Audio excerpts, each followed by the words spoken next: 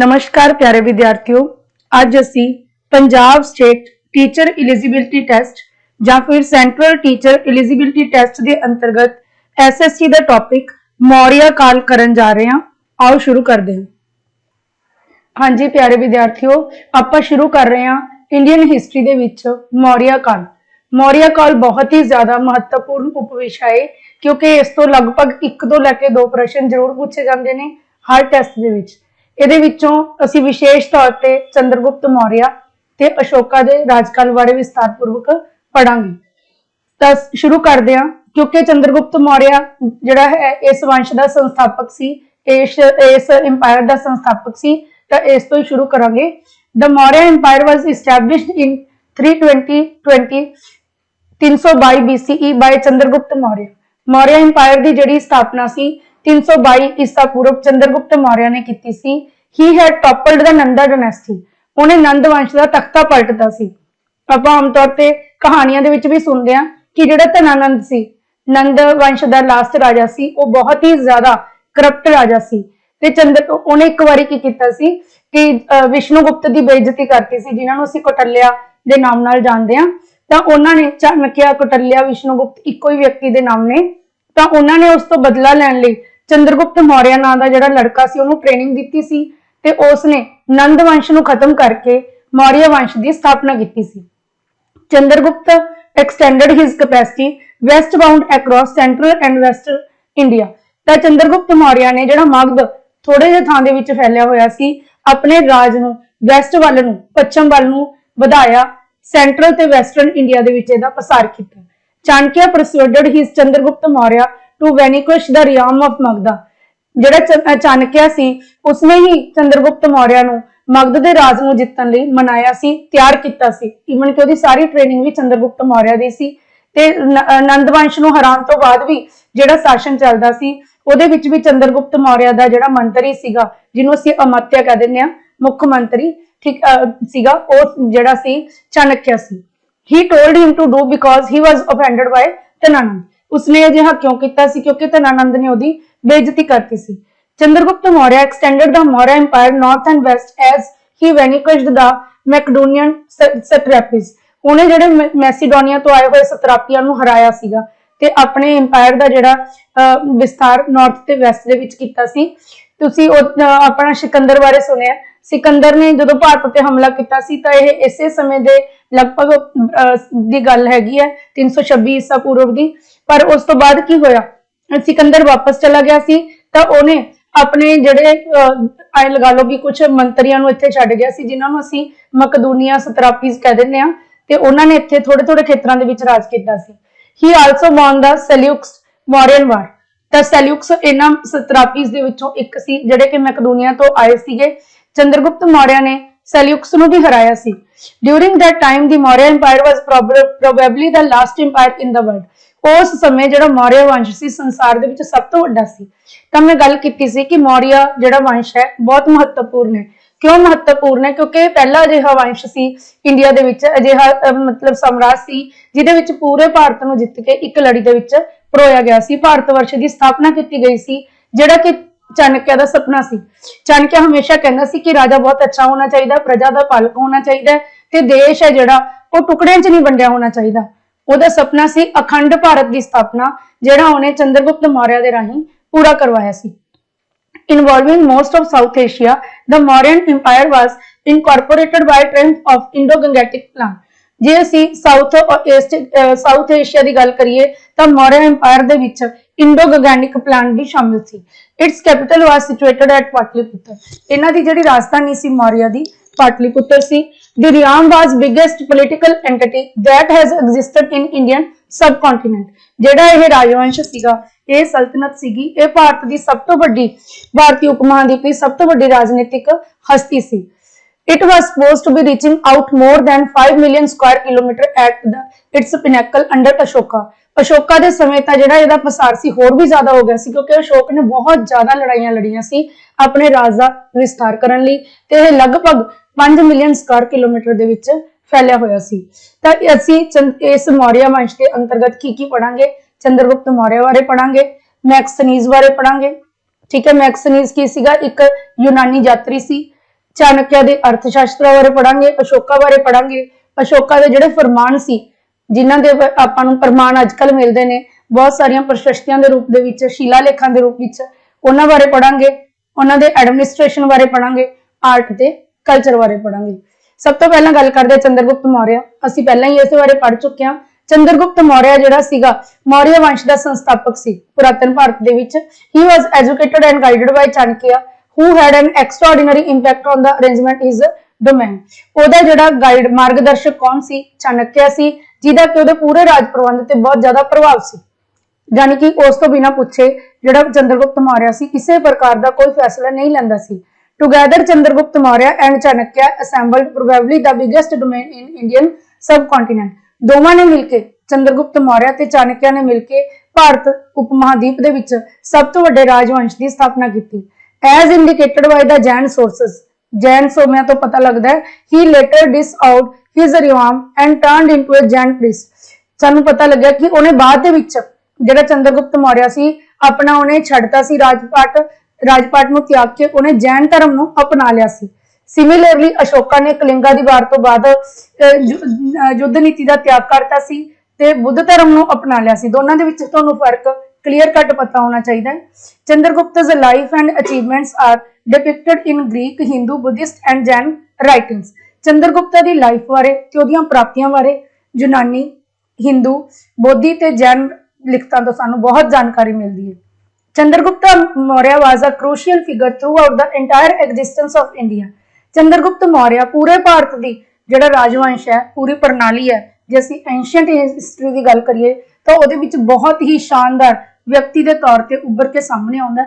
ਸਭ ਤੋਂ ਵਧੀਆ ਸ਼ਖਸੀਅਤ ਮੰਨੀ ਜਾਂਦੀ ਹੈ। Alexander the Great has attacked the northwest Indian subcontinent prior to his consolidation of power। ਤੁਹਾਨੂੰ ਪਹਿਲਾਂ ਹੀ ਦੱਸਿਆ 326 ਤੋਂ ਬਾਅਦ ਕੀ ਹੋਊਗਾ ਜਦੋਂ BC ਦੇ ਵਿੱਚ ਚੱਲਦੇ ਆ 326, 325, 24, 23, 22। 326 ਈਸਵੀ ਦੇ ਵਿੱਚ ਜਿਹੜਾ ਸਿਕੰਦਰ ਸੀ ਉਹਨੇ ਭਾਰਤ ਤੇ ਹਮਲਾ ਕੀਤਾ ਸੀ। ਠੀਕ ਹੈ, ਉੱਤਰ ਪੱਛਮੀ ਭਾਰਤ ਸੀ ਉਹਦੇ ਤੇ ਹਮਲਾ ਕੀਤਾ ਸੀ। ਉਸ ਤੋਂ ਬਾਅਦ ਹੀ 4 ਸਾਲ ਬਾਅਦ ਜਿਹੜਾ ਚੰਦਰਗੁਪਤ ਮੌर्य ਨੇ ਮੌर्य ਵੰਸ਼ ਦੀ ਸਥਾਪਨਾ ਕਰ ਲਈ ਸੀ। But he abandoned his battle in 324 BCE। ਪਰ 324 ਈਸਾ ਪੂਰਵ ਦੇ ਵਿੱਚ ਉਹ ਆਪਣੀ ਲੜਾਈ ਛੱਡ ਕੇ ਵਾਪਸ ਚਲਾ ਗਿਆ ਸੀ। He left an inheritance of a few Indo-Greek realms। ਦੇਖੋ ਮੈਂ ਤੁਹਾਨੂੰ ਪਹਿਲਾਂ ਹੀ ਦੱਸਿਆ ਉਹਨੇ ਕੁਝ ਜਿਹੜੇ ਯਵਨ ਸੀ ਉਹਨਾਂ ਨੂੰ ਇੱਥੇ ਛੱਡਤਾ ਸੀ ਨਾਰਥ ਵੈਸਟ ਇੰਡੀਆ ਦੇ ਵਿੱਚ। Chandragupta ਮੌर्य applied the standards of statecraft, constructed an enormous armored force and kept growing the limits of his throne। ਜਿਹੜੇ ਚੰਦਰਗੁਪਤ ਮੌर्य ਸੀ ਉਹਨੇ ਰਾਜ ਕਲਾ ਨੂੰ ਯਾਨੀ ਕਿ ਰਾਜਨੀਤੀ ਨੂੰ, ਸੁਧਰੀ ਹੋਈ ਰਾਜਨੀਤੀ ਦੀ ਕਲਾ ਨੂੰ ਲਾਗੂ ਕੀਤਾ ਸੀ। ਇੱਕ ਬਹੁਤ ਵੱਡੀ ਫੌਜ ਦੀ ਸਥਾਪਨਾ ਕੀਤੀ ਸੀ ਤੇ ਆਪਣੇ ਰਾਜ ਦੀਆਂ ਸੀਮਾਵਾਂ ਦਾ ਪਸਾਰ ਕੀਤਾ। Chandragupta's domain reached out from Bengal to a large part of the Indian subcontinent। Chandragupta ਮੌर्य ਦਾ ਜੇ ਏਰੀਆ ਦੀ ਗੱਲ ਕਰੀਏ ਤਾਂ ਬੰਗਾਲ ਤੋਂ ਭਾਰਤੀ ਉਪ ਮਹਾਦੀਪ ਦੇ ਵੱਡੇ ਹਿੱਸੇ ਤੱਕ ਪਹੁੰਚ ਗਿਆ ਸੀ। But except the district that are currently Tamil Nadu, Kerala and Orissa. ਪਰ ਇਹਦੇ ਵਿੱਚ ਅੱਜ ਕੱਲ ਦੇ ਤਮਿਲਨਾਡੂ, ਕੇਰਲਾ ਤੇ ਉੜੀਸਾ ਸ਼ਾਮਿਲ ਨਹੀਂ ਸੀ। ਮਤਲਬ ਇਹਨਾਂ ਜ਼ਿਲ੍ਹਿਆਂ ਨੂੰ ਛੱਡ ਕੇ ਉਹ ਜਿਹੜਾ ਬਾਕੀ ਹਿੱਸੇ ਦੇ ਉੱਤੇ ਉਹਦਾ ਕਬਜ਼ਾ ਸੀ। Chandragupta's rule was a period of monetary thriving, changes and framework development। ਚੰਦਰਗੁਪਤਾ ਦਾ ਜਿਹੜਾ ਰਾਜ ਸੀ ਉਹਦੇ ਵਿੱਚ ਜੇ ਆਰਥਿਕ ਤੌਰ ਤੇ ਦੇਖੀਏ ਤਾਂ ਬਹੁਤ ਖੁਸ਼ਹਾਲੀ ਸੀ, ਬਹੁਤ ਪਸਾਰ ਹੋਇਆ, ਬਹੁਤ ਸਾਰੇ ਪਰਿਵਰਤਨ ਆਏ ਕਿਉਂਕਿ ਧਨਾਨੰਦ ਨੇ ਤਾਂ ਲੋਕਾਂ ਨੂੰ ਲੁੱਟਿਆ ਹੋਇਆ ਸੀ, ਬਹੁਤ ਜ਼ਿਆਦਾ ਟੈਕਸ ਹੈਵੀ ਲਗਾਏ ਹੋਏ ਸੀ ਤੇ ਉਹਨੇ ਬਹੁਤ ਅੱਛੇ ਢਾਂਚੇ ਦਾ ਵਿਕਾਸ ਕੀਤਾ। Many religions flourished in India inside the domain। Chandragupta ਮੌर्य ਦੇ ਸਮੇਂ ਬਹੁਤ ਸਾਰੇ ਜਿਹੜੇ ਧਰਮ ਸੀ ਉਹ ਭਾਰਤ ਦੇ ਵਿੱਚ ਵਧੇ ਫੁੱਲੇ ਇੱਕੋ ਹੀ ਖੇਤਰ ਦੇ ਵਿੱਚ। A memorial to Chandragupta Maurya exists on the Chandagiri slope alongside the 7th century heliographic engraving। ਜੇ ਅਸੀਂ ਚੰਦਰਗੁਪਤ ਮੌर्य ਦੀ ਗੱਲ ਕਰੀਏ ਤਾਂ ਬਹੁਤ ਸਾਰੇ ਧਰਮ ਉਸ ਸਮੇਂ ਪ੍ਰਫੁੱਲਿਤ ਹੋਏ ਸੀ। ਉਹਦੀ ਇੱਕ ਜਿਹੜੀ ਯਾਦਗਾਰ ਹੈ ਉਹ ਚੰਦਰਗਿਰੀ ਢਲਾਨ ਤੇ 7ਵੀਂ ਸਦੀ ਜਿਹੜੀ ਹੈ ਉਹਦੇ ਵਿੱਚ ਹੈਜੀਓਗ੍ਰਾਫਿਕ ਜਿਹੜੇ ਇਨਗ੍ਰੇਵਿੰਗਸ ਨੇ, ਸ਼ਿਲਾਲੇਖ ਨੇ ਜਿਹੜੇ ਉਕਾਰੇ ਗਏ ਨੇ ਉਹਨਾਂ ਦੇ ਨਾਲ ਸਾਨੂੰ ਦੇਖਣ ਨੂੰ ਮਿਲਦੀ ਹੈ। ਯਾਨੀ ਕਿ 7ਵੀਂ ਸਦੀ ਦੇ ਵਿੱਚ ਸਾਨੂੰ ਉਹਦੇ ਬਾਰੇ ਜਿਹੜੀਆਂ ਬਣਾਈਆਂ ਗਈਆਂ ਸੀਗੀਆਂ ਉਹਨਾਂ ਦੇ ਉੱਪਰ ਵੀ ਚੰਦਰਗੁਪਤ ਮੌर्य ਦਾ ਜ਼ਿਕਰ ਕੀਤਾ ਹੋਇਆ। ਮੈਕਸਨੀਜ਼ ਕੀ ਸੀ? ਇੱਕ ਗ੍ਰੀਕ ਯੂਨਾਨੀ ਜਿਹੜਾ ਵਿਅਕਤੀ ਸੀ ਜਿਹੜਾ ਕਿ ਸੈਲਿਊਕਸ ਦੇ ਦਰਬਾਰ ਚ ਆਇਆ ਸੀ। ਕਿਉਂਕਿ ਸੈਲਿਊਕਸ ਵੀ ਯੂਨਾਨੀ ਸੀ ਤਾਂ ਮੈਕਸਨੀਜ਼ ਇਹਦੇ ਹੀ ਦਰਬਾਰ ਦੇ ਵਿੱਚ ਆਇਆ ਸੀ। ਨਿਕੋਟਰ ਇਨ ਦਾ ਕੋਰਟ ਆਫ ਚੰਦਰਗੁਪਤ ਮੌर्य। ਸੈਲਿਊਕਸ ਨਿਕੋਟਰ ਇਹਦਾ ਪੂਰਾ ਨਾਮ ਹੈ। ਇਹ ਚੰਦਰਗੁਪਤ ਮੌर्य ਦੇ ਦਰਬਾਰ 'ਚ ਫਿਰ ਇਹਨੂੰ ਭੇਜਿਆ ਗਿਆ ਸੀ ਮੈਕਸਨੀਜ਼ ਨੂੰ ਸੈਲਿਊਕਸ ਨਿਕੋਟਰ ਨੇ। ਦੁਬਾਰਾ सुनो, मैक्सनीज was a Greek envoy of Seleucus Nicator in the court of Chandragupta Maurya. Chandragupta Maurya के दरबार दे विच किने भेजिया सी इहनूं? सेल्यूकस निकोटर ने। एक ग्रीक की सीगा योद्धा सी जां ग्रीक व्यक्ति सी, ग्रीक यात्री सी, यूनानी यात्री। Arrian clarifies that Maxenus lived in Arachossia with the satrap Siberius। ਤਾਂ ਇਹ ਕਿੱਥੇ ਰਿਹਾ ਕਰਦਾ ਸੀ ਮੈਕਸਨੀਜ਼? मतलब ये वो खेतर दसिया यूनान का जिथों ये आया सी। ये सिबर्टियस सत्रापी दे नाल रहा जांदा सी। From where he visited India. उस तो बाद इन्हें भारत की यात्रा की। Megasthenes often discussed his meetings with Sandrocottus the king of Indians. इन्हें अक्सर अपनी लिखतां दे विच भारतीय राजे सैंडाकोट्स नाल अपनियां जिहड़ियां सैंडाकोट्स नाल अपनियां मीटिंग्स दा जिक्र कीता। He visited India at some point between 302 and 288 BCE। 302 तो लैके 288 BCE दे विच इन्हें किते चंद्रगुप्त मौर्य दे दौरान शासन दौरान भारत की यात्रा की सी। The specific date of his visit and the length of stay are uncertain. किहड़ी सदी दे विच एग्जैक्टली इन्हें विजिट की ते कितना समा है भारत विच रहा है, इहदे बारे कोई प्रमाण नहीं मिलते। Modern researchers for the most of part accept that Seleucus sent him to India following the bargain with Chandragupta Maurya. आधुनिक खोजकर्तियों का यह बयान है कि जिहड़ा ज़्यादा मतलब इस चीज़ को मानते हैं कि जिहड़ा सेल्यूकस ने ही उन्होंने चंद्रगुप्त मौर्य के नाल सौदेबाजी तो बाद भेजा सी। Megasthenes visited the Mauryan capital Pataliputra. Pataliputra दे विच गया, but it's not sure which different pieces of India is visited. पर यह भी यकीनी नहीं कि उन्हें भारत के किहड़े-किहड़े हिस्सों की यात्रा की। Megasthenes assembled data about India in his book Indica. सब तो ज्यादा इंपॉर्टेंट क्वेश्चन सिर्फ ये बनता है कि मैक्सनीज ने एक बुक इंडिका लिखी सी जिहदे विच उन्हें भारत विच जिहड़ा मौर्य काल है, मौर्य शासन है, उहदे बारे काफ़ी जानकारी दी है। There were other Greek visitor to Indian courts after Megasthenes. Megasthenes तो बाद भी बहुत सारे जिहड़े ग्रीक यूनानी यात्री है उन्होंने भारत की यात्रा की सी। दे वर डेमिकस एज इनवॉय टू बिंदुसारा, जिवें कि बिंदुसारा दा डिमाचस सी ते अशोक दा प्रतिनिधि डायनियस भारत आए सी।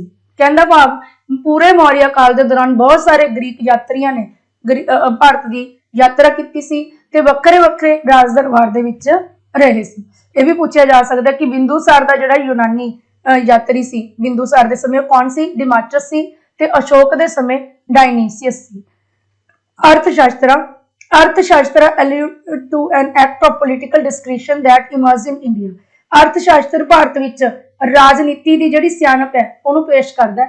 It is exemplified by the composed material on position strategy and military procedure composed by Kautilya. इहदे विच हर चीज़ के बारे दस्सिया गया कि किवें रणनीति अपनाउणी है, किवें फौज का गठन करना है ते किवें जिहड़ी युद्ध समग्री जां होर समग्रियां इकट्ठियां करनियां। Kautilya was an academic at Takshashila university. Kautilya Takshashila university दे विच पढ़ाउण वाला एक प्रोफैसर सी। ठीक है। He later became the prime minister of Mauryan empire. वो बाद विच मौर्य साम्राज्य का प्रधानमंत्री बन गया सी ते उन्हें ही सारी की सारी जानकारी सानू दिती है जिन्ना भी मौर्य एम्पायर है उहदे बारे। असल दे विच देखिए तो जिहड़े मौर्य एम्पायर वाले पोलीटिकल रूप दे विच प्रैक्टिकल रूप दे विच शासन चलाया जांदा सी, वो सारे दा उल्लेख इस अर्थशास्त्र की बुक दे विच कीता गया। इहदे च कई तरीके नाल सवाल पूछ लिया जाता है। चंद्रगुप्त मौर्य की शासन काल की जानकारी देने वाली बुक का नाम अर्थशास्त्र है। अर्थशास्त्र की रचना किने की सी? चाणक्य आजे, कौटिल्य आजे, विष्णुगुप्त आजे, इको ही व्यक्ति के तीनों नाम ने। हाँ जी, अगे गल करते हैं अशोका के जीवन बारे। अशोका का जिहड़ा है टॉपिक ये बहुत ही ज्यादा इंपॉर्टेंट है। ये अक्सर ही एक तो दो सवाल पूछ ले जाते हैं। अशोका के कलिंगा युद्ध बारे पूछ लिया जा सकता है, अशोका के इंस्क्रिप्शन से भी सवाल पूछा जा सकता है वगैरह।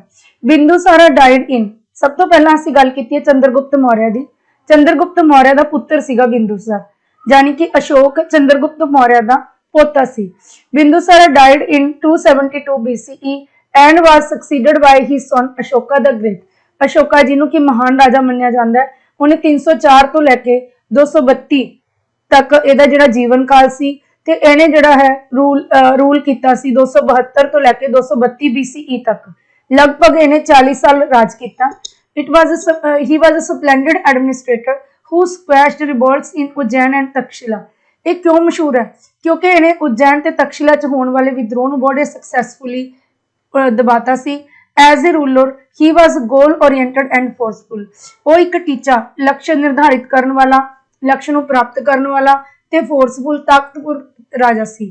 Thus reasserting the empire's predominance in southern and western India. ਇਸ ਪ੍ਰਕਾਰ ਉਹਨੇ ਦੱਖਣ ਤੇ ਪੱਛਮੀ ਭਾਰਤ ਵਿੱਚ ਜਿਹੜਾ ਆਪਣੇ ਸ਼ਾਸਨ ਦੀ ਦਬਦਬੇ ਨੂੰ ਕਾਇਮ ਕੀਤਾ ਸੀ। In any case, it was his triumph of Kalinga that proved to be pivotal end of his event of his life. ਉਹਦੀ ਜਿਹੜੀ ਕਲਿੰਗਾ ਦੀ ਜਿੱਤ ਸੀ 262 ਤੋਂ ਲੈ ਕੇ 261 BCE ਦੇ ਲਗਭਗ ਜਿਹੜੀ ਲੜੀ ਗਈ ਸੀ। ਕਈ ਵਾਰੀ ਇਹਦਾ ਟਾਈਮ ਪੁੱਛ ਲਿਆ ਜਾਂਦਾ ਕਿ ਕਲਿੰਗਾ ਦਾ ਯੁੱਧ ਅਸ਼ੋਕ ਨੇ ਕਦੋਂ ਲੜਿਆ ਸੀ। 262 ਤੋਂ 261 BCE ਦੇ ਵਿਚਾਲੇ। ਵੈਸੇ ਇਹ ਜਿਹੜਾ ਯੁੱਧ ਹੈ ਇਹ 4 ਸਾਲ ਤੱਕ ਚੱਲਿਆ ਸੀ। ਇਹ ਬਹੁਤ ਹੀ ਜ਼ਿਆਦਾ ਇੱਕ ਉਹਦੀ ਜ਼ਿੰਦਗੀ ਵਿੱਚ ਚੇਂਜ ਲਿਆਉਣ ਵਾਲੀ ਘਟਨਾ ਸੀ। In Kalinga, approximately 1 lakh warriors and people were murdered, including more than 10,000 of Ashoka's own men. ਇਸ ਯੁੱਧ ਦੇ ਵਿੱਚ ਲਗਭਗ 1 ਲੱਖ ਸੈਨਿਕ ਮਾਰੇ ਗਏ, ਜਿਹਦੇ ਵਿੱਚੋਂ 10,000 ਅਸ਼ੋਕਾ ਦੇ ਆਪਣੇ ਆਦਮੀ ਸੀ। A huge number of individuals were antagonistically influenced by the devastation and aftermath of war. ਬਹੁਤ ਸਾਰੇ ਕੁਝ ਤਾਂ ਮਾਰੇ ਗਏ ਤੇ ਬਹੁਤ ਸਾਰੇ ਯੁੱਧ ਦੇ ਜਿਹੜੇ ਪਿਛਲੇ ਪ੍ਰਭਾਵ ਹੁੰਦੇ ਨੇ ਉਹਨਾਂ ਤੋਂ ਪ੍ਰਭਾਵਿਤ ਹੋਏ। When he was personally witnessed the devastation, ਜਦੋਂ ਉਹਨੇ ਨਿੱਜੀ ਤੌਰ ਤੇ ਤਬਾਹੀ ਨੂੰ ਦੇਖਿਆ, ਤਬਾਹੀ ਨੂੰ ਮਹਿਸੂਸ ਕੀਤਾ, he began feeling remorse, ਉਹਨੂੰ ਪਛਤਾਵਾ ਹੋਇਆ। ਅਸਲ ਦੇ ਵਿੱਚ ਇਹ ਪਛਤਾਵਾ ਕਿਉਂ ਹੋਇਆ ਸੀ? ਜਦੋਂ ਕਲਿੰਗਾ ਦੇ ਮਹਾਰਾਜ ਮਾਰੇ ਗਏ ਸੀ ਤਾਂ ਉਹਨਾਂ ਦੀ ਬੇਟੀ ਪਦਮਾ ਖੁਦ ਇਸਤਰੀ ਸੈਨਾ ਲੈ ਕੇ ਅਸ਼ੋਕ ਦੇ ਸਾਹਮਣੇ ਆਉਂਦੀ ਹੈ ਤੇ ਉਹਨੂੰ ਕਹਿੰਦੀ ਹੈ ਕਿ ਮੈਂ ਤੇਰੇ ਨਾਲ ਦਵੰਦ ਯੁੱਧ ਕਰਨਾ ਚਾਹੁੰਦੀ ਹਾਂ। ਜਦੋਂ ਅਸ਼ੋਕ ਦੇਖਦਾ ਵੀ ਇਹ ਬੜੀ ਉਹਦੇ ਲਈ ਲੱਜਾ ਵਾਲੀ ਗੱਲ ਹੁੰਦੀ ਹੈ, ਅਸ਼ੋਕ ਕਹਿੰਦਾ ਵੀ ਅਸੀਂ ਮੇਰਾ ਸਿਰ ਕੱਟ ਦਿਓ ਪਰ ਮੈਂ ਇਸਤਰੀ ਦੇ ਉੱਪਰ ਵਾਰ ਨਹੀਂ ਕਰਨਾ ਚਾਹੁੰਦਾ। ਤਾਂ ਉਹ ਇਸ ਤਬਾਹੀ ਦਾ ਅਹਿਸਾਸ ਕਰਾਉਣ ਵਾਲੀ ਲੜਕੀ ਪਦਮਾ ਸੀ, ਜਿਹਨੇ ਕਿ ਅਸ਼ੋਕ ਨੂੰ ਇਹ ਦੱਸਿਆ ਸੀ ਕਿ ਜਿਹੜੇ ਤੁਸੀਂ ਯੁੱਧ ਲੜਦੇ ਹੋ ਇਹਨਾਂ ਤੋਂ ਤੁਹਾਨੂੰ ਕੁਝ ਹਾਸਿਲ ਨਹੀਂ ਹੁੰਦਾ, ਪਰ ਹਾਂ ਲੱਖਾਂ ਲੋਕਾਂ ਦੀ ਤਬਾਹੀ ਦਾ ਕਾਰਨ ਤੁਸੀਂ ਜ਼ਰੂਰ ਬਣਦੇ। ਇਸ ਗੱਲ ਦਾ ਅਸ਼ੋਕਾ ਦੇ ਜੀਵਨ ਤੇ ਇੰਨਾ ਜ਼ਿਆਦਾ ਪ੍ਰਭਾਵ ਪਿਆ ਸੀ ਕਿ ਉਹਨੇ ਯੁੱਧ ਨੀਤੀ ਦਾ ਤਿਆਗ ਕਰਕੇ ਬੁੱਧ ਧਰਮ ਨੂੰ ਅਪਣਾ ਲਿਆ ਸੀ। Despite the fact the extension of Kalinga was finished, Ashoka grasped the lessons of Buddhism and revoked war. ਇਸ ਤੱਥ ਦੇ ਬਾਵਜੂਦ ਕਿ ਕਲਿੰਗਾ ਦਾ ਵਿਸਤਾਰ ਖਤਮ ਹੋ ਗਿਆ, ਇਸ ਤੋਂ ਬਾਅਦ ਉਹਨੇ ਐਕਸਟੈਂਡ ਨਹੀਂ ਕੀਤਾ ਕਲਿੰਗਾ ਤੋਂ ਆਪਣੇ ਆਪ ਨੂੰ, ਠੀਕ ਹੈ, ਉਹਨੇ ਬੁੱਧ ਧਰਮ ਨੂੰ ਅਪਣਾ ਲਿਆ, ਬੁੱਧ ਧਰਮ ਨੂੰ ਸਮਝ ਲਿਆ ਤੇ ਜਿਹੜਾ ਯੁੱਧ ਤੇ ਬੇਰਹਿਮੀ ਬਰੂਟੈਲਿਟੀ ਹੁੰਦਾ ਇੱਕ ਦੂਜੇ ਤੇ ਜ਼ੁਲਮ ਕਰਨਾ, ਉਹ ਸਾਰੀਆਂ ਚੀਜ਼ਾਂ ਨੂੰ ਛੱਡਤਾ। He sent missionaries to go around Asia and spread Buddhism to different nations. ਉਸਨੇ ਏਸ਼ੀਆ ਤੇ ਆਪਣੇ ਦੇਸ਼ ਦੇ ਵੱਖਰੇ ਵੱਖਰੇ ਹਿੱਸਿਆਂ ਦੇ ਵਿੱਚ ਬੁੱਧ ਧਰਮ ਦਾ ਪ੍ਰਚਾਰ ਕਰਨ ਲਈ ਮਿਸ਼ਨਰੀਜ਼ ਭੇਜੇ ਸੀ। ਈਵਨ ਕਿ ਅਸ਼ੋਕ ਦੀ ਪੁੱਤਰੀ ਸੰਘਮਿਤਰਾ ਵੀ ਤੇ ਉਹਦਾ ਆਪਣਾ ਪੁੱਤਰ ਦੋਨੋਂ ਹੀ ਬੁੱਧ ਧਰਮ ਦਾ ਪ੍ਰਚਾਰ ਕਰਨ ਲਈ ਨੇਪਾਲ ਗਏ ਸੀ। ਐਡਿਕਟਸ ਆਫ ਅਸ਼ੋਕਾ, ਅਸ਼ੋਕਾ ਦੇ ਹੁਕਮਨਾਮੇ, ਨਿਰਦੇਸ਼ ਜਿਨ੍ਹਾਂ ਨੂੰ ਅਸੀਂ ਕਹਿੰਦੇ ਆ, ਕਿਉਂਕਿ ਜਿਹੜੇ ਇਹ ਐਡਿਕਟਸ ਹੁੰਦੇ ਸੀ ਇਹ ਪੱਥਰ ਤੇ ਖੁਦਵਾ ਦਿੱਤੇ ਜਾਂਦੇ ਸੀ ਐਜ਼ ਏ ਸ਼ਿਲਾਲੇਖ, ਇਨਸਕ੍ਰਿਪਸ਼ਨ ਦੇ ਤੌਰ ਤੇ ਜਾਂ ਪਿਲਰਾਂ ਦੇ ਉੱਪਰ ਖੁਦਾ ਦਿੱਤੇ ਜਾਂਦੇ ਸੀ। ਇਸ ਕਰਕੇ ਸਾਨੂੰ ਇਹ ਉਸੇ ਫਾਰਮ ਦੇ ਵਿੱਚ ਮਿਲਦੇ ਨੇ। The edicts of Ashoka is a collection of more than 30 inscriptions on pillars. ਜਿਹੜੇ ਅਸ਼ੋਕ ਦੇ ਫਰਮਾਨ ਨੇ ਉਹ 30 ਤੋਂ ਵੱਧ ਪਿਲਰਾਂ ਦੇ ਉੱਪਰ ਜਿਹੜੀ ਕਲੈਕਸ਼ਨ ਹੈ ਉਸ ਤੋਂ ਸਾਨੂੰ ਪਤਾ ਲੱਗਦੇ ਨੇ ਕਿ ਅਸ਼ੋਕਾ ਨੇ ਕੀ ਫਰਮਾਨ ਜਾਰੀ ਕੀਤੇ ਸੀ। ਦੇ ਵਰ ਇਨਸਕ੍ਰਾਈਬਡ ਔਨ ਸਟੋਨਸ ਐਂਡ ਕਾਰਵਨ ਡਿਵਾਈਡਰਸ ਟੂ। ਇਹ ਪੱਥਰਾਂ ਤੇ ਗੁਫਾ ਨੂੰ ਜਿਹੜੇ ਵੰਡਣ ਵਾਲੇ ਰਸਤੇ ਹੁੰਦੇ ਨੇ, ਡਿਵਾਈਡਰਸ ਹੁੰਦੇ ਨੇ, ਉਹਨਾਂ ਤੇ ਉੱਕਰੇ ਹੋਏ ਨੇ। ਅਸ਼ੋਕਾ ਯੂਟਿਲਾਈਜ਼ ਦਾ ਧੰਮਾ ਲਿਪੀ ਪ੍ਰਕਿਰਤ ਇਨ ਦਾ ਬ੍ਰਾਹਮੀ ਇਨਗ੍ਰੇਵਿੰਗਸ ਆਫ ਦਾ ਧਰਮਾ। ਇਹਨੇ ਜਿਹੜੀ ਖੁਦਾਈ ਕਰਾਈ ਸੀ ਧਰਮ ਦੇ ਬਾਰੇ, ਬੁੱਧ ਧਰਮ ਦੇ ਬਾਰੇ, ਇਹਦੇ ਵਿੱਚ ਇਹਨੇ ਪ੍ਰਕਿਰਤ ਜਿਹੜੀ ਭਾਸ਼ਾ ਹੈ ਬ੍ਰਹਮੀ ਲਿਪੀ ਦੇ ਵਿੱਚ ਉਹਦਾ ਇਸਤੇਮਾਲ ਕੀਤਾ ਟੂ ਡਿਪੈਕਟ ਹਿਜ਼ ਓਨ ਐਡਿਕਟਸ। ਆਪਣੇ ਜਿਹੜੇ ਫਰਮਾਨ ਹੈ ਉਹਨਾਂ ਦਾ ਪ੍ਰਦਰਸ਼ਨ ਕਰਨ ਲਈ, ਉਹਨਾਂ ਨੂੰ ਸ਼ੋਅ ਕਰਨ ਦੇ ਲਈ। These engravings were scattered all through the zones of cutting edge Bangladesh, India, Nepal, Afghanistan and Pakistan. ਇਹ ਜਿਹੜੀਆਂ ਇਨਗ੍ਰੇਵਿੰਗਸ ਨੇ, ਜਿਹੜੀਆਂ ਇਹਦੀਆਂ ਉੱਕਰੇ ਹੋਏ ਪੱਥਰ ਨੇ, ਇਹ ਸਾਨੂੰ ਬੰਗਲਾਦੇਸ਼, ਇੰਡੀਆ, ਨੇਪਾਲ, ਅਫਗਾਨਿਸਤਾਨ ਤੇ ਪਾਕਿਸਤਾਨ ਦੇ ਹਿੱਸਿਆਂ ਤੋਂ, ਵੱਖ-ਵੱਖ ਹਿੱਸਿਆਂ ਤੋਂ ਖਿਲਰੇ ਹੋਏ ਮਿਲਦੇ ਨੇ। They gave unmistakable proof of Buddhism। ਜਿਹੜੇ ਅਸ਼ੋਕ ਦੇ ਇਨਸਕ੍ਰਿਪਸ਼ਨ ਨੇ ਇਹਦੇ ਵਿੱਚ ਜਿਹੜੀ ਬੇਮਿਸਾਲ ਸਬੂਤ ਕਿਹਦਾ ਨੇ? ਬੁੱਧ ਧਰਮ ਦਾ ਨੇ। The edicts portray in detail Ashoka's view about dhamma. The edicts portray ਜਿਹੜੇ ਇਹ ਫਰਮਾਨ ਨੇ ਇਹ ਕੀ ਕਰਦੇ ਨੇ? ਅਸ਼ੋਕਾ ਦਾ ਵਿਚਾਰ ਧਰਮ ਦੇ ਬਾਰੇ ਕੀ ਸੀ ਉਹਦੇ ਉੱਤੇ ਚਾਨਣਾ ਪਾਉਂਦੇ ਨੇ। An attempt to solve society's complex problem, ਤੇ ਅਸ਼ੋਕ ਦਾ ਸਮਾਜ ਦੀਆਂ ਸਮੱਸਿਆਵਾਂ ਨੂੰ ਹੱਲ ਕਰਨ ਪ੍ਰਤੀ ਕੀ ਨਜ਼ਰੀਆ ਸੀ ਉਹਦੇ ਉੱਪਰ ਚਾਨਣਾ ਪਾਉਂਦੇ ਨੇ। ਐਡਮਿਨਿਸਟ੍ਰੇਸ਼ਨ ਦੀ ਜੇ ਗੱਲ ਕਰੀਏ ਤਾਂ ਮੌਰਿਆ ਇੰਪਾਇਰ 4 ਟੈਰੀਟਰੀਜ਼ ਦੇ ਵਿੱਚ ਵੰਡਿਆ ਹੋਇਆ ਸੀ। ਮੇਨ ਕੈਪੀਟਲ ਪਾਟਲੀਪੁੱਤਰ ਸੀ, ਜਿਹੜੀ ਕਿ ਗੈਂਗੀਜ਼ ਰਿਵਰ ਦੇ ਬਹੁਤ close C. In the advance territory of Bihar in India, India ਦੇ ਵਿੱਚ ਜਿਹੜੀ ਬਹੁਤ ਹੀ ਅੱਗੇ ਵਧੀ ਹੋਈ ਉન્નਤ ਟੈਰੀਟਰੀ ਸੀ, ਉન્નਤ ਖੇਤਰ ਸੀ ਬਿਹਾਰ, ਉਹਦੇ ਵਿੱਚ ਫਾਲ ਕਰਦੀ ਸੀ। The edicts of Ashoka give the names of Mauryan empire's 4 common place capital. Ashok ਦੇ ਫਰਮਾਨ ਤੋਂ ਸਾਨੂੰ ਮੌਰਿਆ ਧਰਮ ਦੀਆਂ ਜਿਹੜੀਆਂ ਇਹ 4 ਰਾਜਧਾਨੀਆਂ ਸੀ ਇਹਦਾ ਪਤਾ ਲੱਗਦਾ ਹੈ। ਕਿਹੜੀਆਂ ਸੀ ਇਹ? ਈਸਟ ਦੇ ਵਿੱਚ ਤੋਸ਼ਾਲੀ, ਵੈਸਟ ਦੇ ਵਿੱਚ ਉਜੈਨ, ਸਾਊਥ ਦੇ ਵਿੱਚ ਸਵਰਨਗਿਰੀ ਤੇ ਨਾਰਥ ਦੇ ਵਿੱਚ Taxila. The hierarchical structure started at the supreme level was the sovereign and ਮੰਤਰੀ ਪ੍ਰੀਸ਼ਦ or council of minister। ਜੇ ਅਸੀਂ ਉਹਦੇ ਢਾਂਚੇ ਦੀ ਗੱਲ ਕਰੀਏ, ਹਾਇਰਾਰਕੀ ਕੀ ਚੀਜ਼ ਹੁੰਦੀ ਹੈ? ਇੱਕ ਅਜਿਹੀ ਵਿਉਂਤਬੰਦੀ ਹੁੰਦੀ ਹੈ ਜਿਹੜੀ ਕਿ ਉੱਪਰ ਤੋਂ ਥੱਲੇ ਵੱਲ ਨੂੰ ਜਾਂਦੀ ਹੈ। ਉਹਦੇ ਵਿੱਚ ਕੀ ਸੀ? ਇਹਦੇ ਹਾਇਰਾਰਕੀ ਦੇ ਵਿੱਚ ਸਭ ਤੋਂ ਉੱਪਰ ਜਿਹੜੀ ਸੀ ਰਾਜਾ ਤੇ ਉਹਦੀ ਮੰਤਰੀ ਪ੍ਰੀਸ਼ਦ ਹੁੰਦੀ ਸੀ। The top of the common organisation was Kumara or the legal rural. ਜਾਂ ਤਾਂ ਰਾਜਕੁਮਾਰ ਜਾਂ ਰਾਜਾ ਖੁਦ ਕੀ ਹੁੰਦਾ ਸੀ? ਇਹਦੇ ਟੌਪ ਤੇ ਹੁੰਦਾ ਸੀ, ਤੇ ਉਹਦੇ ਨਾਲ ਕੀ ਹੁੰਦਾ ਸੀ? ਉਹਦੀ ਮੰਤਰੀ ਪ੍ਰੀਸ਼ਦ, ਉਹਦੇ ਸਲਾਹਕਾਰ।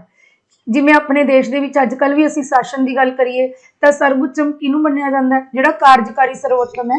ਜੇ ਅਸੀਂ ਰਬੜ ਦੀ ਮੋਹਰ ਦੀ ਗੱਲ ਕਰੀਏ ਤਾਂ ਰਾਸ਼ਟਰਪਤੀ ਹੁੰਦਾ ਹੈ, ਦੇਸ਼ ਦਾ ਪਹਿਲਾ ਨਾਗਰਿਕ।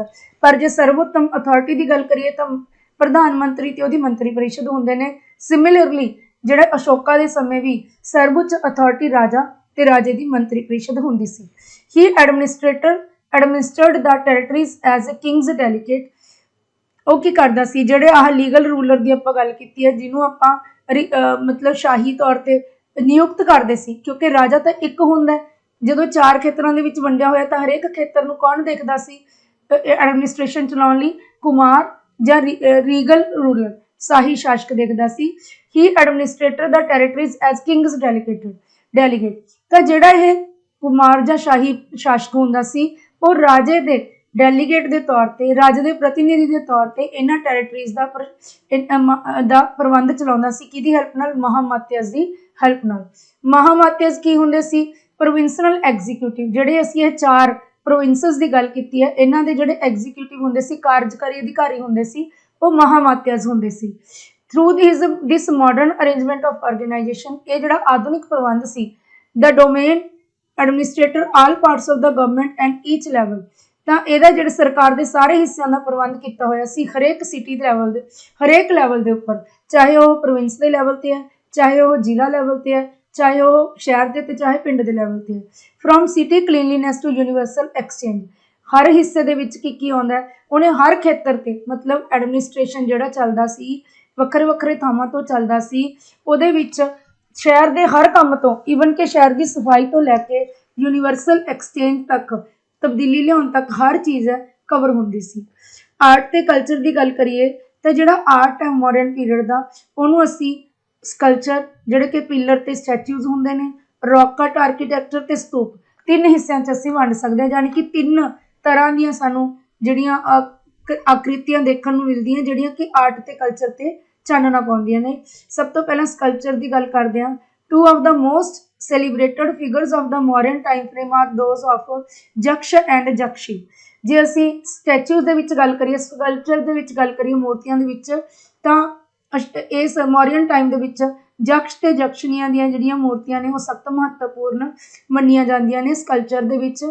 They were objects of love identified with every one of the 3 religion, Jainism, Hinduism ਤੇ ਬੁੱਧਿਜ਼ਮ। ਜਿਹੜੇ ਸਕਲਪਚਰ ਸੀਗੇ ਉਹ ਕੀ ਕਰਦੇ ਸੀ? 3 ਧਰਮਾਂ ਦੇ ਨਾਲ ਪ੍ਰੇਮ ਨੂੰ ਦਰਸਾਉਂਦੇ ਸੀ। ਕਿਹਦੇ ਨਾਲ? ਜੈਨੀ ਧਰਮ ਨਾਲ, ਹਿੰਦੂ ਧਰਮ ਤੇ ਬੁੱਧ ਧਰਮ ਨਾਲ। ਲੋਕਾਂ ਦਾ ਪ੍ਰੇਮ, ਜਿਹੜਾ ਜਨਤਾ ਦਾ ਪ੍ਰੇਮ ਸੀ 3 ਧਰਮਾਂ ਦੇ ਪ੍ਰਤੀ, ਸਾਰੇ ਸਕਲਪਚਰਸ ਉਹਨੂੰ ਕੀ ਕਰਦੇ ਨੇ? ਉਹਦੇ ਤੇ ਚਾਨਣਾ ਪਾਉਂਦੇ ਨੇ, ਲਾਈਟ ਪਾਉਂਦੇ ਨੇ। The most punctual notice of Yakshi can be found in ਸ਼ਿਲਪ ਦੀ ਕਰਮਨ ਅ ਤਮਿਲ ਮੁੱਖ। ਜਿਹੜਾ ਬਹੁਤ ਸਭ ਤੋਂ ਵਧੀਆ ਨੋਟਿਸ ਮਿਲਦਾ ਜਕਸ਼ੀ ਬਾਰੇ, ਉਹ ਸਾਨੂੰ ਜਿਹੜਾ ਸ਼ਿਲਪ ਦੀ ਕਰਮਨ ਇੱਕ ਤਮਿਲ ਲਿਟਰੇਚਰ ਹੈ, ਤਮਿਲ ਬੁੱਕ ਹੈ, ਉਹਦੇ ਵਿੱਚ ਮਿਲਦਾ ਹੈ। The middle of the naked male figure found at Lohanipur at Patna. Patna ਵਿਖੇ, ਲੋਹਨੀਪੁਰ ਵਿਖੇ ਨੇਕਡ ਮੈਨ ਦੀ ਇੱਕ ਫਿਗਰ ਦਾ ਵਿਚਕਾਰਲਾ ਹਿੱਸਾ ਵੀ ਮਿਲਿਆ ਹੈ। Didarganj Yakshi was found at Didarganj town at Patna. Didarganj Yakshi की जिहड़ी प्रतिमा है वो सानू पटना के टाउन दीदारगंज तो प्राप्त हुई है। ये कुछ स्कल्पचर ने जिहड़े सानू अशोका के समय के जां कह लो मौर्य काल के समय के मिले ने। पिलर्स की जो गल करिए, the top portion of modern pillars is carved with capital figures of the bull, lion, elephant etcetera. ये सवाल भी आया हुआ है कि ਜਿਹੜੇ ਮੌਰੀਅਨ ਪਿਲਰਸ ਨੇ ਜਾਂ ਉਹਨਾਂ ਨੇ ਅਸ਼ੋਕਾ ਨਾਲ ਜੋੜ ਕੇ ਪੁੱਛਿਆ ਕਿ ਉਹਦੇ ਵਿੱਚ ਕਿਹੜੇ-ਕਿਹੜੇ ਪਸ਼ੂਆਂ ਦੀ ਜਿਹੜੀ ਫੋਟੋ ਹੈ ਉਹ ਦੇਖਣ ਨੂੰ ਮਿਲਦੀ ਹੈ, ਕਿਹੜੇ-ਕਿਹੜੇ ਪਸ਼ੂ ਦਾ ਪਾਰਟ ਨੇ। ਲਾਇਨ, ਐਲੀਫੈਂਟ, ਬੁੱਲ, ਠੀਕ ਹੈ ਜੀ। ਤਾਂ ਜਿਹੜਾ ਟੌਪ ਪੋਰਸ਼ਨ ਹੈ ਮੌਰੀਅਨ ਪਿਲਰ ਦਾ, ਇਹਦੇ ਉੱਪਰ ਕਿਹਦੀ ਸਾਨੂੰ ਪਿਕਚਰ ਦੇਖਣ ਨੂੰ ਮਿਲਦੀ ਹੈ? ਬਲਦ, ਸ਼ੇਰ, ਹਾਥੀ। The shaft of the pillar is polished. ਜਿਹੜੀ ਇਹਦੀ ਸ਼ਾਫਟ ਹੈ ਥੱਲੇ ਵਾਲਾ ਹਿੱਸਾ ਪੋਲਿਸ਼ਡ ਹੈ। Ashoka pillars usually made of Chunar sandstone. Ashoka ਦੇ ਜਿਹੜੇ ਬਣਾਏ ਹੋਏ ਥੰਮ ਨੇ ਇਹ ਚੁਨਾਰ ਰੇਤਲੇ ਪੱਥਰ ਦੇ ਬਣੇ ਹੋਏ ਨੇ। As a symbol of the state, ਇਹ ਉਸ ਦੇ ਰਾਜ ਦਾ ਚਿੰਨ੍ਹ ਮੰਨੇ ਜਾਂਦੇ ਨੇ। Assume the great significance in the entire Mauryan empire, ਤੇ ਇਹਨਾਂ ਨੇ ਪੂਰੇ ਮੌਰੀਆ ਸ਼ਾਸਨ ਦੇ ਵਿੱਚ ਬਹੁਤ ਹੀ ਜ਼ਿਆਦਾ ਮਹੱਤਵ ਹਾਸਿਲ ਕੀਤਾ। ਅੱਗੇ ਗੱਲ ਕਰਦੇ ਹਾਂ ਜੀ ਲੈਂਗੁਏਜ। ਜੇ ਅਸੀਂ ਇਹਦੇ ਪਿਲਰਸ ਦੀ ਉੱਪਰ ਉਕਰੇ ਹੋਏ ਫਰਮਾਨਾਂ ਦੀ ਗੱਲ ਕਰੀਏ, ਪਹਿਲਾਂ ਵੀ ਅਸੀਂ ਪੜ੍ਹ ਕੇ ਹਟੇ ਹਾਂ, ਤਾਂ ਜਿਹੜੇ ਅਸ਼ੋਕਾ ਦੇ ਜਿਹੜੇ ਜ਼ਿਆਦਾਤਰ ਆਰਡਰਸ ਪਾਏ ਗਏ ਨੇ, ਫਰਮਾਨ ਪਾਏ ਗਏ ਨੇ, ਇਹ ਪਾਲੀ ਤੇ ਪ੍ਰਕਿਰਤ ਲੈਂਗੁਏਜ ਦੇ ਵਿੱਚ ਲਿਖੇ ਹੋਏ ਨੇ। ਕੁਝ ਕੁ ਜਿਹੜੇ ਹੈਗੇ ਨੇ ਗ੍ਰੀਕ ਤੇ ਅਰਾਮਿਕ ਲੈਂਗੁਏਜ ਦੇ ਵਿੱਚ ਵੀ ਲਿਖੇ ਹੋਏ ਨੇ। ਰੌਕ ਕਟ ਆਰਕੀਟੈਕਚਰ ਸਭ ਤੋਂ ਪਹਿਲਾਂ ਅਸੀਂ ਸਕਲਪਚਰ ਪੜ੍ਹੇ, ਉਸ ਤੋਂ ਬਾਅਦ ਅਸੀਂ ਪਿਲਰਸ ਦੀ ਗੱਲ ਕੀਤੀ ਹੈ। ਦੇਖੋ ਇੱਥੇ ਆਪਾਂ ਪੜ੍ਹਿਆ ਸੀ ਸਕਲਪਚਰ ਦੇ ਵਿੱਚ ਪਿਲਰ ਤੇ ਸਟੈਚੂ ਦੋਨੋਂ ਚੀਜ਼ਾਂ ਅਸੀਂ ਇਹਦੇ ਵਿੱਚ ਕਵਰ ਕਰ ਲਈਆਂ। ਅੱਗੇ ਆਉਂਦਾ ਸਾਡਾ ਰੌਕ ਕੱਟ ਆਰਕੀਟੈਕਚਰ। ਜੇ ਅਸੀਂ ਰੌਕ ਕੱਟ ਕੇਵਸ ਦੀ ਗੱਲ ਕਰੀਏ ਤਾਂ ਇਹ ਮੌਰੀਅਨ ਐਮਪਾਇਰ ਦੇ ਡਿਊਰਿੰਗ ਬਣਾਈਆਂ ਗਈਆਂ ਸੀ। Caves served the purpose of viharas, chaityas etcetera. ਜਿਹੜੀਆਂ ਇਹ ਕੇਵਸ ਸੀ ਇਹ ਦੋ ਮਨੋਰਥਾਂ ਨਾਲ ਬਣਾਈਆਂ ਜਾਂਦੀਆਂ ਸੀ, ਐਜ਼ ਏ ਵਿਹਾਰ ਜਾਂ ਐਜ਼ ਏ ਚੈਤਿਆ ਗ੍ਰਹਿ। ਠੀਕ ਹੈ ਜੀ। ਹੁਣ ਦੋਨਾਂ ਦੇ ਵਿੱਚ ਫਰਕ ਮੈਂ ਸ਼ਾਇਦ ਪਹਿਲਾਂ ਵੀ ਦੱਸਿਆ। ਜਿਹੜੇ ਵਿਹਾਰਜ ਹੁੰਦੇ ਸੀ ਇਹ ਰਹਿਣ ਸਥਲ ਹੁੰਦੇ ਸੀ ਭਿਕਸ਼ੂਆਂ ਦੇ, ਤੇ ਜਿਹੜੇ ਚੈਤਿਆ ਗ੍ਰਹਿ ਹੁੰਦੇ ਸੀ ਇਹ ਪੂਜਾ ਸਥਲ ਹੁੰਦੇ ਸੀ। ਲੋਮਸ਼ ਰਿਸ਼ੀ ਕੇ ਗਿਆ ਵਿਹਾਰ ਇਜ਼ ਵਨ ਸੱਚ ਐਗਜ਼ਾਮਪਲ। ਜਿਹੜੀ ਲੋਮਸ ਰਿਸ਼ੀ ਦੀ ਜਿਹੜੀ ਕੇਵ ਹੈ ਉਹਦਾ ਰਹਿਣ ਸਥਲ ਹੈ ਗਿਆ ਵਿਹਾਰ ਦੇ ਵਿੱਚ, ਇਹਦੀ ਹੀ ਇੱਕ ਐਗਜ਼ਾਮਪਲ ਹੈ। ਇਹ ਰੌਕ ਕੱਟ ਆਰਕੀਟੈਕਚਰ ਦਾ ਇੱਕ ਨਮੂਨਾ ਹੈ। The cave is decorated with semi circular chaitya. ਇਹਦੀ ਡੈਕੋਰੇਸ਼ਨ ਕੀਤੀ ਹੋਈ ਹੈ, ਇਹਨੂੰ ਸਜਾਇਆ ਗਿਆ, ਉਹ ਅਰਧ ਗੋਲਾਕਾਰ ਚੈਤਿਆ ਦੇ ਨਾਲ ਸਜਾਇਆ ਗਿਆ। ਦ ਰੌਕ ਕੱਟ technique is used for ਕਰਵਿੰਗ sculpture. ਜਿਹੜੀ ਸਕਲਪਚਰ ਜਾਂ ਜਿੰਨੇ ਵੀ ਬੁੱਤ ਜਾਂ ਮੂਰਤੀਆਂ ਤਰਾਸ਼ੀਆਂ ਗਈਆਂ ਨੇ ਇਹਨਾਂ ਦੇ ਵਿੱਚ ਵੀ ਰੌਕ ਕੱਟ ਟੈਕਨੀਕ ਦਾ ਇਸਤੇਮਾਲ ਕੀਤਾ ਗਿਆ। ਧੌਲੀ ਰੌਕ ਕੱਟ ਐਲੀਫੈਂਟ ਇਜ਼ ਵਨ ਸੱਚ ਐਗਜ਼ਾਮਪਲ। ਜਿਹੜਾ ਐਲੀਫੈਂਟ ਬਣਿਆ ਹੋਇਆ ਹੈ, ਐਲੀਫੈਂਟ ਦੀ ਇੱਕ ਮੂਰਤੀ ਬਣੀ ਹੋਈ ਹੈ ਧੌਲੀ ਦੇ ਵਿੱਚ, ਉਹ ਵੀ ਰੌਕ ਕੱਟ ਜਿਹੜੀ ਆਪਣੀ ਆਰਕੀਟੈਕਚਰ ਹੈ ਉਹਦੀ ਐਗਜ਼ਾਮਪਲ ਹੈ। The construction of rock caves continued as in the Mauryan period. ਤੇ ਰੌਕ ਕੱਟ ਜਿਹੜੀਆਂ ਕੇਵਸ ਦਾ ਨਿਰਮਾਣ ਇਹ ਵੀ ਮੌਰੀਅਨ ਪੀਰੀਅਡ ਦੇ ਵਿੱਚ ਜਾਰੀ ਰਿਹਾ। However, this period saw the development of two kinds of rock caves। ਉੱਪਰ ਵੀ ਇਹੀ ਚੀਜ਼ ਪੜ੍ਹ ਕੇ ਆਏ ਹਾਂ, ਫਿਰ ਉਹੀ ਆ ਗਈ ਕਿ ਇਸ ਸਮੇਂ ਦੌਰਾਨ ਜਿਹੜੀਆਂ ਰੌਕ ਕੱਟ ਕੇਵਸ ਬਣਾਈਆਂ ਸੀ ਉਹ ਦੋ ਫਾਰਮਸ ਦੇ ਵਿੱਚ ਵਿਕਸਿਤ ਹੋਈਆਂ, ਇੱਕ ਚੈਤਿਆ ਤੇ ਇੱਕ ਵਿਹਾਰਜ। ਚੈਤਿਆ ਗ੍ਰਹਿ ਮੈਂ ਗੱਲ ਕੀਤੀ ਸੀ, ਰੈਕਟੈਂਗੂਲਰ ਪ੍ਰੇਅਰ ਹਾਰ ਹੁੰਦਾ ਸੀ with a stupa placed in the centre. ਇਹਦੇ ਸੈਂਟਰ ਦੇ ਵਿੱਚ ਇੱਕ ਸਤੂਪ ਹੁੰਦਾ ਸੀ for the purpose of prayer. Purpose ਦੇ ਪ੍ਰੇਅਰ ਲਈ ਸੈਂਟਰ ਦੇ ਵਿੱਚ ਇੱਕ ਸਤੂਪ ਹੁੰਦਾ ਸੀ। Viharas were used as residences of monks. ਤੇ ਵਿਹਾਰ ਦੀ ਜਿਹੜੀ ਵਰਤੋਂ ਹੈ ਉਹ ਮੌਂਕਸ ਦੇ ਰਹਿਣ ਸਥਲ ਦੇ ਤੌਰ ਤੇ, ਨਿਵਾਸ ਸਥਾਨ ਦੇ ਤੌਰ ਤੇ ਕੀਤੀ ਜਾਂਦੀ ਸੀ। ਕੁਝ ਐਗਜ਼ਾਮਪਲ ਦੇਖ ਲੈਂਦੇ ਹਾਂ। ਉਦੈਗਿਰੀ ਤੇ ਖੰਡਗਿਰੀ ਕੇਵਸ ਭੁਵਨੇਸ਼ਵਰ ਦੇ ਵਿੱਚ, ਉੜੀਸਾ ਦੇ ਵਿੱਚ। ਇਹ ਕਲਿੰਗਾ ਕਿੰਗ ਖਾਰਵੇਲਾ ਨੇ ਬਣਾਈਆਂ ਸੀ। ਕਲਿੰਗਾ ਜਿਹੜਾ ਹੈ ਅੱਜ ਕੱਲ੍ਹ ਦੇ ਇੰਡੀਆ ਦਾ ਇੱਕ ਹਿੱਸਾ ਹੈ। ਇਹ ਉੜੀਸਾ ਕਿਹਾ ਜਾਂਦਾ ਅੱਜ ਕੱਲ੍ਹ ਇਹਨੂੰ। ਖਾਰਵੇਲਾ ਨੇ ਬਣਵਾਈਆਂ ਸੀ। And are also known for the Hathi Gumpha encryption.